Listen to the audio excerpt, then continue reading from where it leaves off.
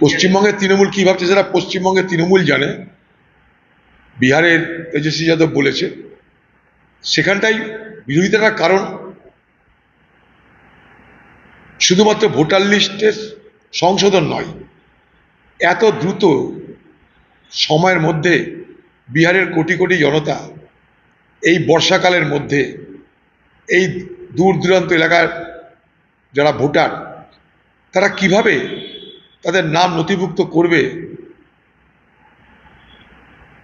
ফলে লক্ষ লক্ষ ভোটার তো নাম নথিভুক্ত করতে পারছে না। যেখানে ভোটার নাম নথিভুক্ত করতে পারছে না সেখানে ভোট অংশগ্রহণ করা বা না করার প্রশ্ন তো এসে যায়। অপেক্ষা করছি আমরা সুপ্রিম কোর্টের আগামী দিনের রায়ের উপর।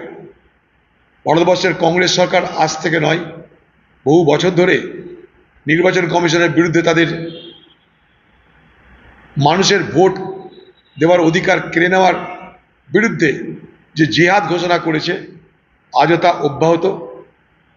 আমাদের পার্টি রাহুল গান্ধীর নেতৃত্বে তার বিরোধিতা পার্লামেন্টের মধ্যে, পার্লামেন্টের বাইরে, আইনি সাহায্যের প্রয়োজনে আইনি সাহায্য, আন্দোলনের প্রয়োজনে আন্দোলন করে আমরা তার প্রতিবাদ করে চলেছি এবং করব।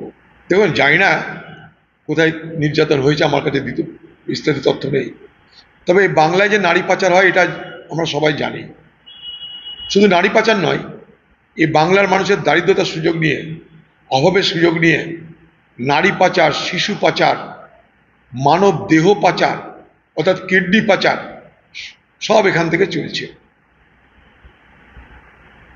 জাল টাকা, জাল ওষুধ,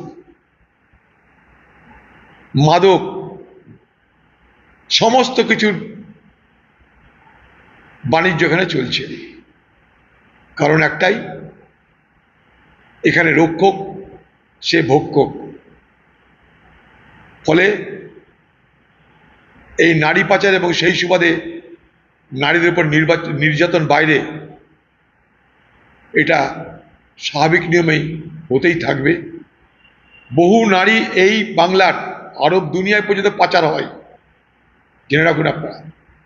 আরব দুনিয়াতে পাচার হয় এই বাংলার নারী। বলছি তো, এটা তো শুধু কাকদ্বীপ না, ভরতপুরে হয়েছে একই সিনড্রোম। উত্তরবঙ্গ, দক্ষিণবঙ্গ, সব বঙ্গে একই জিনিস হচ্ছে। কারণ একটাই, বখরার মারামারি।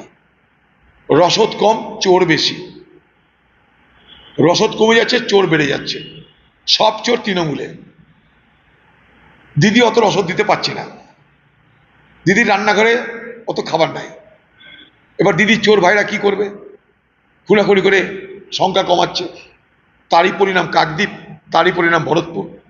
তৃণমূলের আমলে এই বখরার প্রতিযোগিতায় খুনের প্রতিযোগিতা শুরু হয়ে গেছে। জানি না আগামী দিনে তৃণমূলের আর কোন নেতার নাম্বার লেগে আছে।